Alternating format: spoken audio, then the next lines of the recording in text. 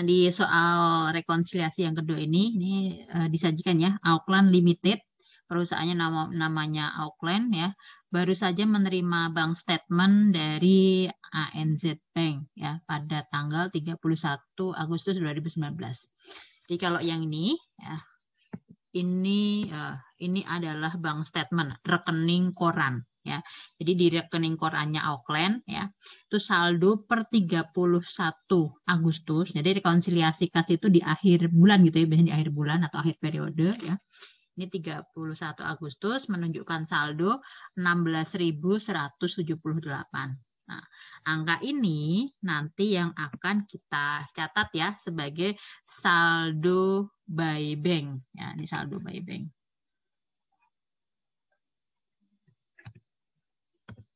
Saldo by bank pada 31 Agustus adalah sesuai yang di rekening koran yaitu 16.178 ya. Jangan yang ini ya, jangan yang tanggal 1 tapi yang tanggal 31 ya, 16.178.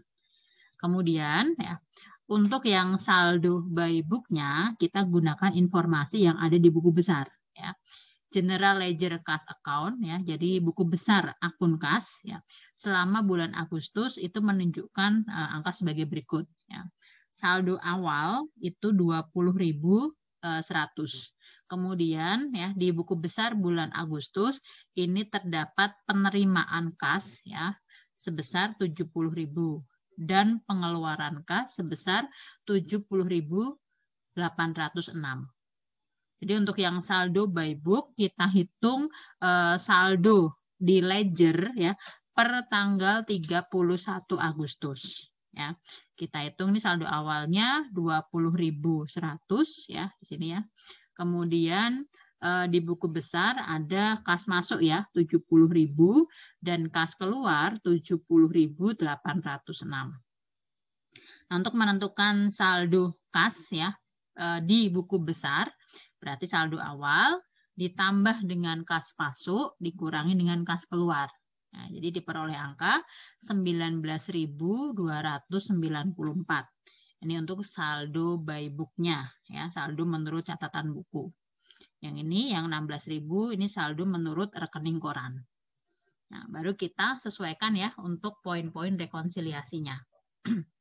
Nah, di keterangan tambahan ya, di sini terdapat deposit in transit ada 31 Agustus ya sebesar 7.600. Ini kita masukkan ke mana? Yang by book atau by bank? By bank. By bank. Nah, deposit in transit sebesar 7.600. Selanjutnya, nah, cek outstanding ya, outstanding check per 31 Agustus sebesar 3.100. By book atau by bank? By bank. By bank juga ya, outstanding check. Outstanding check mengurangi ya sebesar 3.100. Nah. Cash on hand. Wah, ada cash on hand nih. Cash on hand pada 31 Agustus adalah 620. Nah, cash on hand ya yang pada informasi soal ini ini pasti sudah masuk gitu ya, sudah masuk di buku besar perusahaan. Ya kan? Ya, sudah masuk di buku besar perusahaan. Sudah masuk nih angka 620 ini sudah masuk di sini ya. Karena buku besar kas ini mencakup buku untuk catatan kas ya, catatan kas kecil atau kas on hand yang dipegang oleh bendahara maupun catatan untuk kas in bank ya. Jadi total yang ini yang 19.294 ya, ini adalah cash on hand dan kas in bank. Nah, totalnya segini. Ya. Nah, biar kalau ini kan petty cash oke ya, Mas di perusahaan itu sudah di jurnal sedemikian rupa gitu ya. Nah, biar nanti tidak perlu jurnal penyesuaian ya. Untuk yang cash on hand ya, kita tambahkan ya. Kalau yang di rekening bank kan belum ada cash on hand ya, karena itu kan yang megang perusahaan gitu ya. Jadi yang di bank kan hanya yang saldo cash in bank saja. Nah, nanti biar saldo adjusted balance-nya itu balance ya. Untuk yang saldo by bank ini bisa kita tambahkan ya. untuk cash on hand atau petty cash. Kita tambahkan di sini sebesar 620. Nah, jadi maksudnya kalau di saldo buku ini termasuk cash on hand, ya, berarti yang saldo by bank ya, kita tambahkan saja untuk saldo cash on hand-nya juga. Seperti itu. Ya. Berikutnya yang untuk supplies. Ya. Cek untuk supplies expense sejumlah $329 salah diinput ke dalam general ledger sebesar 293. Nah, ini kesalahan siapa? Perusahaan. Perusahaan. Berarti kita memasukkan di sini ya, yang by book. Nah, ada kesalahan ini. Menambah atau mengurang? Mengurang. Mengurang ya. Harusnya expense-nya, expense itu berarti pengurangan kas kan ya, harusnya pengurangan kasnya itu 329. Ternyata di buku besar hanya mengurangi 293. Jadi pengurangannya itu terlalu kecil ya. Karena pengurangannya terlalu kecil berarti kita kurangi lagi ya.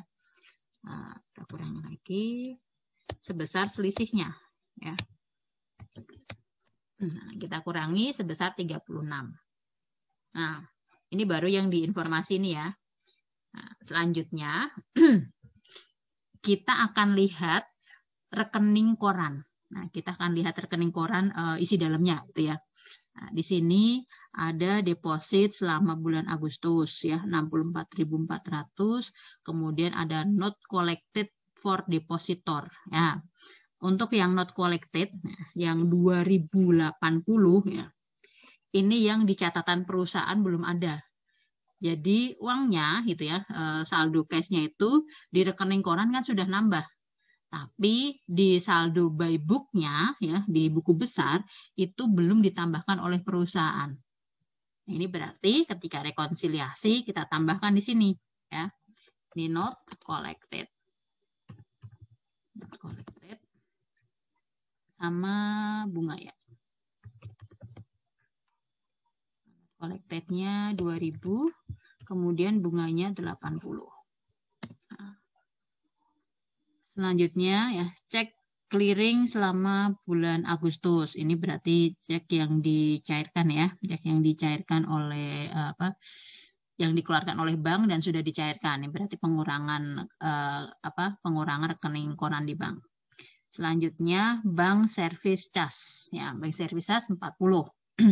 Ini yang bank service charge, ini juga di rekening koran sudah ada ya, tapi oleh bank belum dibukukan ya, oleh bank belum dibukukan. Belum oleh bank, oleh perusahaan. Nah, oleh perusahaan. Nah, oleh perusahaan belum catat. Nah, kita catat ya, bank service charge sebesar 40. Nah, inilah penyesuaiannya ya. Kita coba jumlahkan.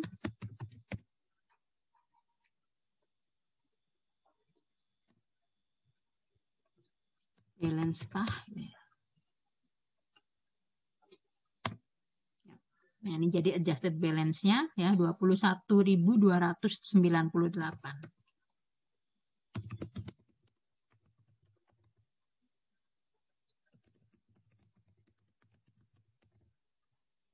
Nah, ini rekonsiliasinya. Nah, untuk rekonsiliasinya dulu ada yang mau ditanyakan nggak sebelum kita menjurnal penyesuaian?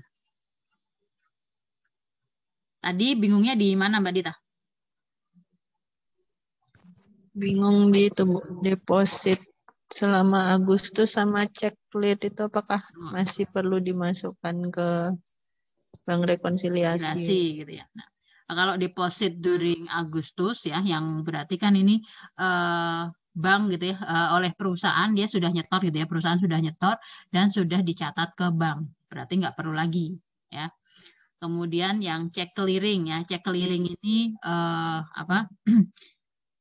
juga oleh perusahaan dia sudah mengeluarkan cek ya, berarti sudah dicatat di bukunya itu sebagai pengeluaran kas, dan di bank ini sudah clearing juga, berarti sudah mengurangi saldo rekening korannya, jadi nggak perlu ya. Dan di sini langsung disajikan ya untuk untuk cek outstandingnya sebesar sekian gitu ya, dan deposit in transit sebesar sekian. Kalau nanti yang disajikan itu hanya berupa cek gitu ya, cek sama apa slip setoran, ya, hanya cek sama slip setoran, itu nanti biasanya kita akan bandingkan ya, cek mana saja yang sudah dicairkan ke bank ya, mana cek yang belum. Nah, itu akan kita catat sebagai sebagai outstanding check. Kemudian slip setoran gitu ya, yang menurut perusahaan itu sudah dideposit ke bank, tapi dari rekening belum ada. Nah, itu akan kita catat sebagai deposit in transit ya. Nanti saya berikan contoh soalnya yang seperti itu ya. Kalian mencari sendiri gitu ya, mencari sendiri total outstanding check itu berapa sih? Nah, itu dicari sendiri dengan cara membandingkan itu tadi ya, cek yang sudah dikeluarkan oleh perusahaan dan cek yang sudah di-clearing di bank. Nah, kalau yang belum ada nih, yang belum cocok, nah itu yang akan kita catat sebagai outstanding check ya. Jadi kita akan melihat itu berdasarkan dokumennya. Nanti saya berikan contoh soal yang seperti itu ya. Oke. Ada lagi nggak sebelum kita ke jurnal penyesuaian?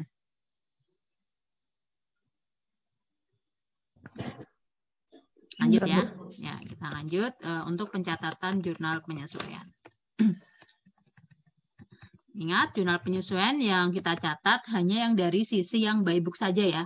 Berarti kita hanya mencatat kesalahan ya, di sini errornya, kemudian not collected berikut bunganya, dan juga bank service charge. Nah, jurnal yang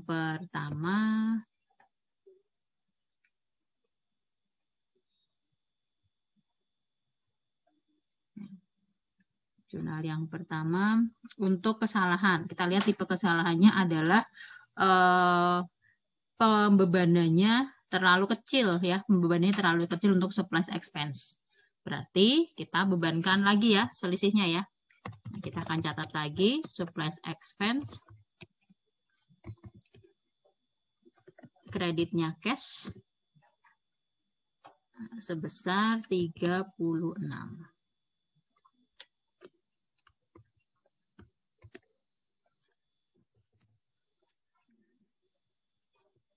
Berikutnya yang kedua untuk not collected, berarti kasnya diterima, kemudian kreditnya kita menghapuskan notes receivable, berikut pengakuan bunga. Ya, kita akan mengakui bunga. Notes-nya 2.000, bunganya 80. Ya. Cash-nya 2.080. Next yang C. Untuk bank service charge ya, kita catat sebagai bank service charge pada kas sebesar 40.